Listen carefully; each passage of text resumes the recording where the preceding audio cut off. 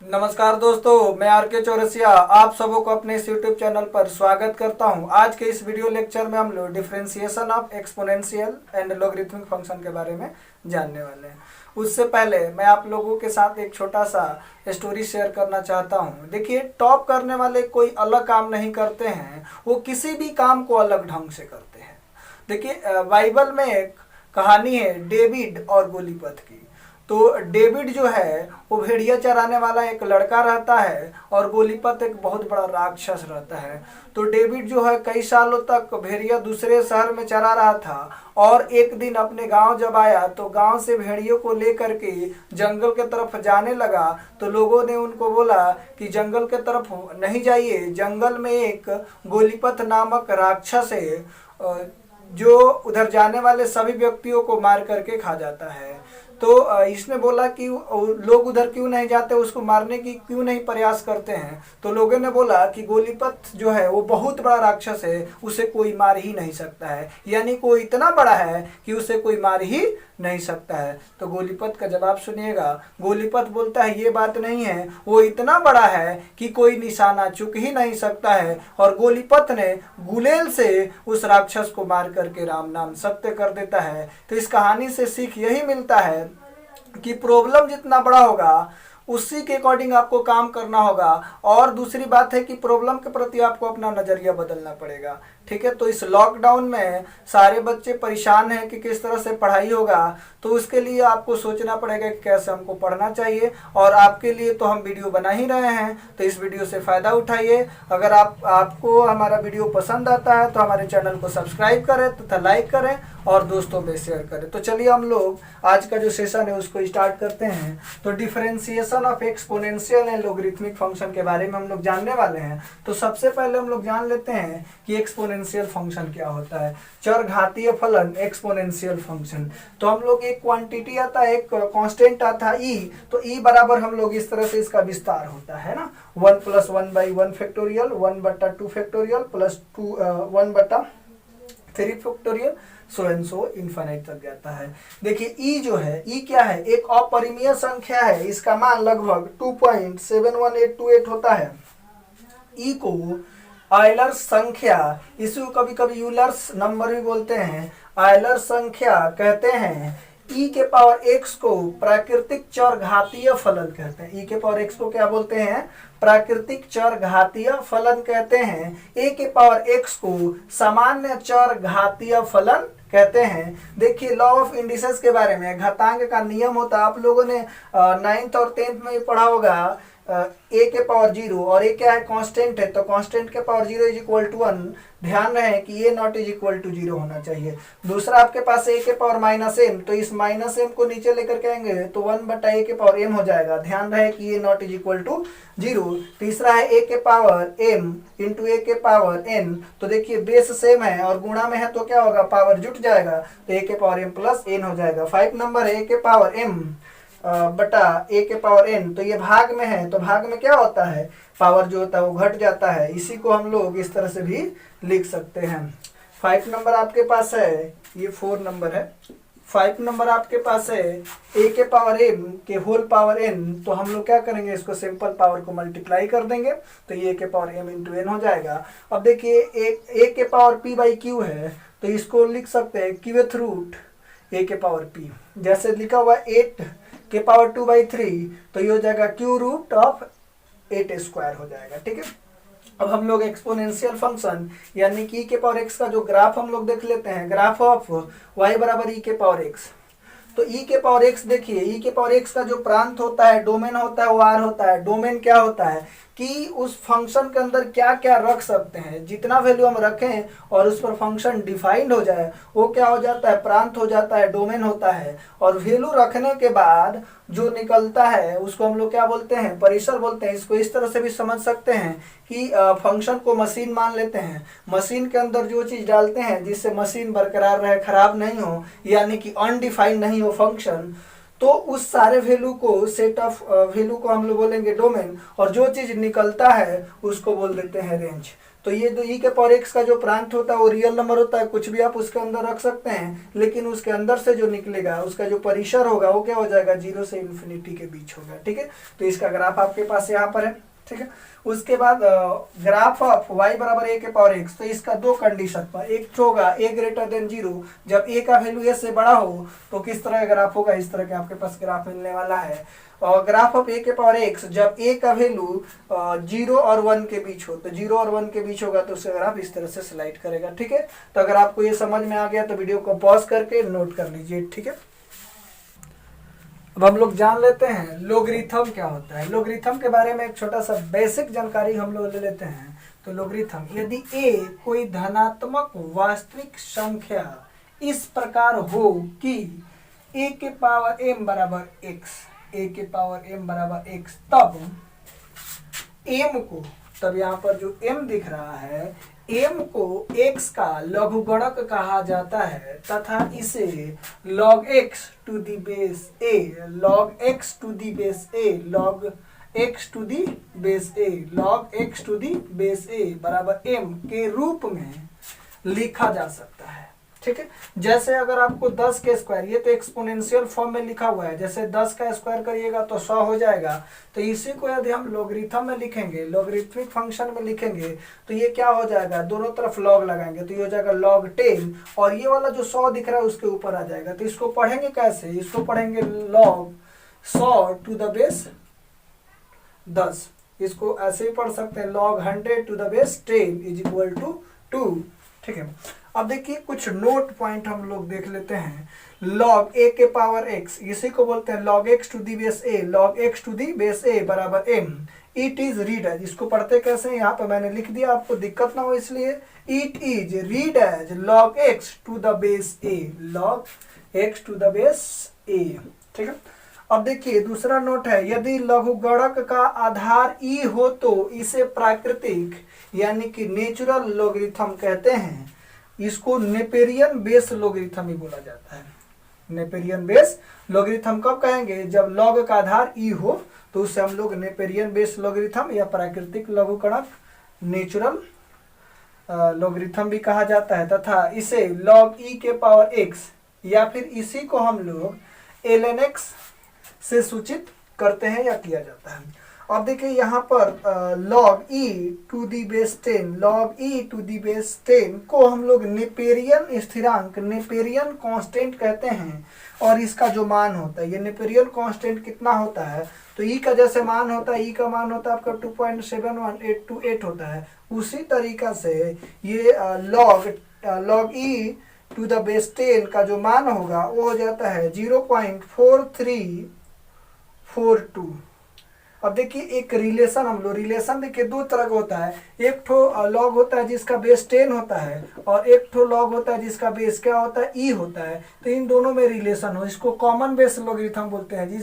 जिस लोगरिथम का बेस 10 होगा उसको कॉमन बेस लोगरिथम बोलेंगे, और जिसका बेस ई होगा उसको नेपेरियन बेस लोगरिथम बोलेंगे या प्राकृतिक लघुगणक या नेचुरल लोगरिथम कहेंगे। तो आपको समझ में आ गया होगा। तो आपको कॉमन बेस लोगरिथम और नेपेरियन बेस लोगरिथम में क्या रिलेशन होता है वो यहाँ पर आपको दिख रहा है। ये कॉमन बेस लोगरिथम है, क्यों, इसका बेस कितना है 10, तो इसमें रिलेशन हो जाएगा 0.4342 और log x to the base e, यानी कि इसी को बोलते हैं हम लोग नेपेरियन बेस लोगरिथम।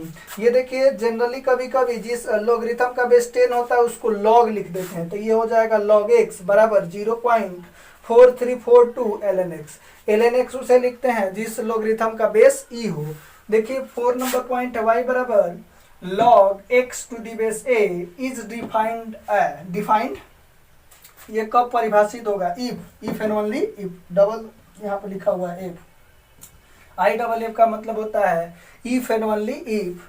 तो यदि और केवल यदि, यहाँ ये जो है वो क्या होना चाहिए, 0 से बड़ा होना चाहिए यानी कि पॉजिटिव होना चाहिए, और 0 नहीं होना चाहिए, और a के बराबर भी नहीं होना चाहिए। ये डिफाइन तब होगा जब a का वैल्यू यानी कि बेस में जो दिया हुआ उसका मान जो होना चाहिए 0 से बड़ा होना चाहिए, और a भी नहीं होना चाहिए, पॉजिटिव होना चाहिए और 1 नहीं होना चाहिए। ऋणात्मक पूर्णांकों का लघुगणक ज्ञात नहीं किया जा सकता है, अर्थात log 10 -10 log -5 log -6 log -100, यानी कि log के अंदर माइनस जो होता है वो डिफाइंड नहीं होता है। तो वीडियो को पॉज करके नोट कर लीजिए। हम लोग इसके बाद हम लोग प्रॉपर्टी ऑफ लॉगरिथम के बारे में जानने वाले हैं, लघुगणक के गुण के बारे में। तो लघुगणक के गुण, प्रॉपर्टीज ऑफ लॉगरिथम। देखिए यहाँ पर कुछ कंडीशन है। यदि m तथा n को धनात्मक पूर्णांक इस प्रकार हो, m तथा n कोई लिखना पड़ेगा, कोई धनात्मक पूर्णांक इस प्रकार है कि a b c greater than 0 तथा a b c not is equal to 0, यानी कि पॉजिटिव होना चाहिए और 0 के बराबर भी नहीं होना चाहिए। तब a के पावर y बराबर n हो तो हम लोग क्या करें, इसको log में जब लिखेंगे तो ये हो जाएगा log n to the base a। हम लोग सिंपल क्या करेंगे, log में लिखेंगे तो इसका जो पावर है a पर आ जाएगा और log लगा देंगे तो ये हो जाएगा log a के पावर n बराबर y हो जाएगा। यहाँ पर समझने के लिए एक छोटा सा एग्जांपल, इसको हम ऐसे भी लिख सकते, सीधा करके लिखेंगे तो y बराबर log n to the base a, log n to the base a। अब देखिए यहाँ पर जो है 5 का स्क्वायर क्या होता है, 25 होता है, तो हम लोग इसको log में लिखेंगे तो ये हो जाएगा log 25 to the base 5 is equal to 2। अब सिंपल देखिए क्या होगा, log में लग गया, log टू द बेस 5 यहाँ पर होगा, log 5 के पावर कितना हो जा रहा है 25, यानी कि ये उठ करके यहाँ पर आ जा रहा है और ये 2 उठ करके 25 के जगह पे चला जा रहा है। उसी तरीका से तो यहाँ पर हुआ था, n उठ करके यहाँ पर आ गया था, y उठ करके यहाँ पर चला आया था और log गया था। ठीक है, अब देखिए log a to the base a, log a to the base a अगर दोनों सेम हो जाएगा, बेस और पावर सेम हो जाए तो उसका मान कितना हो जाता है, उसका मान 1 हो जाता है। For example log 5 to the 5 1, log 8 to the 8 1, log 10 to the 10 1 हो जाएगा। अब देखिए यहाँ पर log 1 या log 1 का वैल्यू क्या होता है, 0। अगर कोई पूछता है कि log 1 का मान क्या होगा, वो 0 होगा, log 1 का मान हो जाता है आपके पास 0। अब देख लीजिए, इसको प्रूफ यहाँ पर हम लोगों ने देखा है कि a के पावर 0 और ये जो यहाँ पर है not is equal to 0, a के पावर 0 इज इक्वल टू 1 होता है। हम लोग पढ़ा भी था, कुछ के power 0 is equal to 1 except a not is equal to 0। अब देखिए यहाँ पर हमने इसको जब चेंज करेंगे तो क्या हो जाएगा, log a के पावर 1, यानी कि हो जाएगा ये इधर चलाएगा और ये इधर चलाएगा, तो log a के पावर 1 इज इक्वल टू क्या होगा, 0। इसको पढ़ेंगे log 1 to the base a, log 1 to the base a is equal to 0, यानी कि log 1 का वैल्यू कितना होता है, वो होता है 0। अब देखिए उसके बाद आपके पास 4 नंबर है, 4 नंबर में है log a to the base b, log a to the base b into log b to the base a। ये देखिए ये दोनों लॉगरिथम जो दिखाई दे रहे हैं एक दूसरे के इन्वर्स दिखाई दे रहा है, एक दूसरे के इन्वर्स, जैसे 1/2 और ये 2 एक दूसरे के इन्वर्स से दोनों कटा देते हैं तो 1 आ जाता है। उसी तरीका से यहाँ पर क्या हो गया, ये 1 आ जा रहा है, 1 होगा। ठीक है, इसका प्रूफ भी देख रहते हैं। इसको log a to the base a को लिख सकते हैं log a बटा log b, नीचे है तो नीचे हो जाएगा, ऊपर है तो ऊपर हो जाएगा, इंटू है तो इंटू, ये हो जाएगा log b बटा log a, ये b log b से log b cancel, log a से log a कैंसिल, तो क्या हो गया 1। ये हो गया आपके पास प्रूफ। अब देखिए आपके पास है log a to the base c, तो इसको हम लोग लिख सकते हैं log b to the base a into log c to the base b। अब देखिए इसका प्रूफ हम लोग कर सकते हैं, तो हम लोग को ये लाना है, तो यहाँ से हम ले लेते हैं RHS।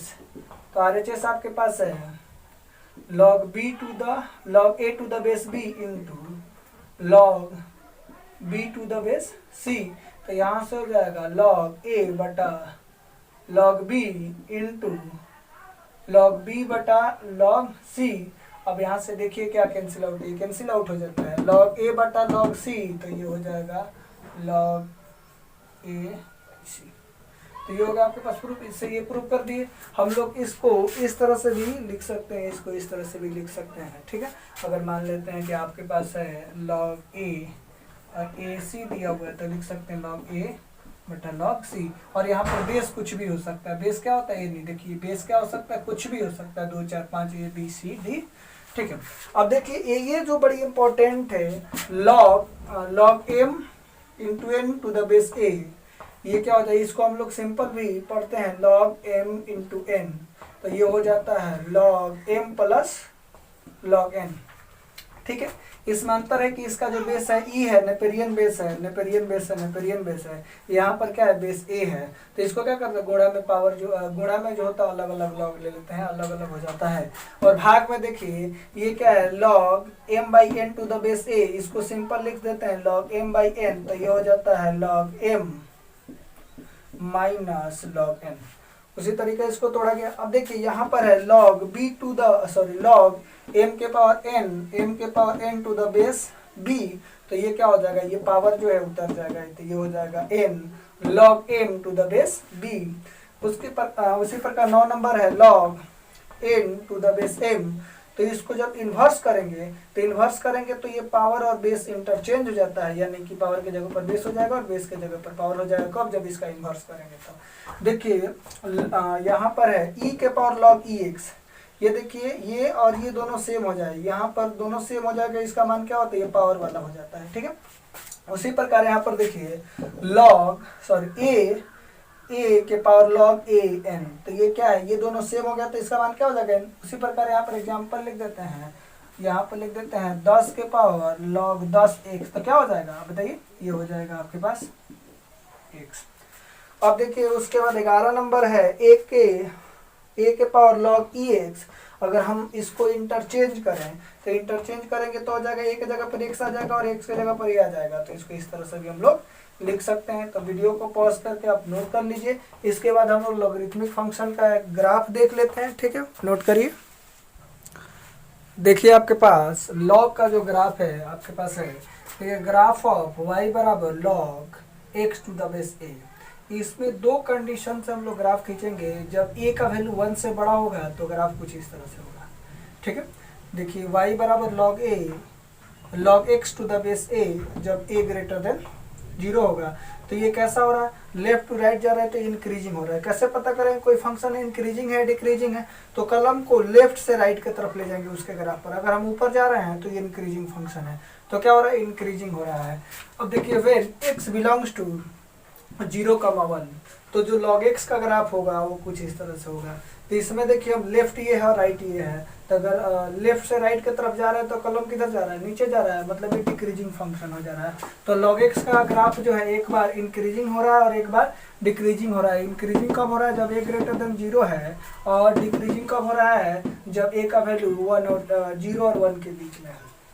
हम लोग तुलना कर लेते हैं, तुलना करते हैं y बराबर log x to the base a में कब होगा, जब a का वैल्यू बढ़ेगा तो क्या होगा, घटेगा तो क्या होगा। देखिए यहाँ पर बताया गया a less than 1 less than a less than b less than c, यानी कि 1 से बड़ा a है, a से बड़ा b है और b से बड़ा c है। तो जब बेस बड़ा होता है तो फंक्शन क्या होता है, उसका स्लोप बढ़ जाता है ना, तिछड़ हो जाता है, दब जाता है। अब देखिए c बड़ा है तो इसका ग्राफ कुछ ऐसे गया है, इससे थोड़ा सा छोटा ये है तो और उसका ग्राफ क्या हो रहा है, इंक्रीज हो गया है।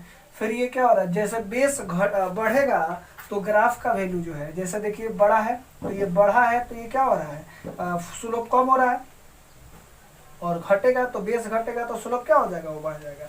अब देखिए हमारे पास दो फंक्शन है, y बराबर a के पावर x और log x to the base a, तो इन दोनों का ग्राफ हमने खींचा है। तो x का ग्राफ इस तरह से क्या है, y बराबर a के पावर x का ग्राफ ये है, और y बराबर log x to the base a का ग्राफ ये दिया हुआ है। तो ये देखिए दोनों ग्राफ जो है एक दूसरे के विपरीत दिख रहा है, दोनों क्या हो रहा है, एक दूसरे के विपरीत जा रहा है। इसका मतलब ये है, ये देखिए दोनों ग्राफ जो है, ये ग्राफ x के भी सिमेट्रिक नहीं है, y के भी नहीं है, तो किसके सिमेट्रिक है, ये सिमेट्रिक आपको दिख रहा है, ये y बराबर x के सिमेट्रिक है, y बराबर x के सिमेट्रिक है। ये दोनों ग्राफ है, ये दोनों एक दूसरे के क्या है, अपोजिट है।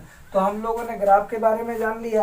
अब हम लोग दूसरे वीडियो में पता करेंगे लॉगरिथमिक डिफरेंशिएशन के बारे में पता करेंगे। ठीक है, तो आप लोग वीडियो को पॉज करके नोट कर लीजिए। अगर हमारा वीडियो आपको पसंद आता है तो हमारे चैनल को लाइक करें, सब्सक्राइब करें तथा अपने दोस्तों में शेयर करें। थैंक यू, धन्यवाद, जय हिंद, जय भारत।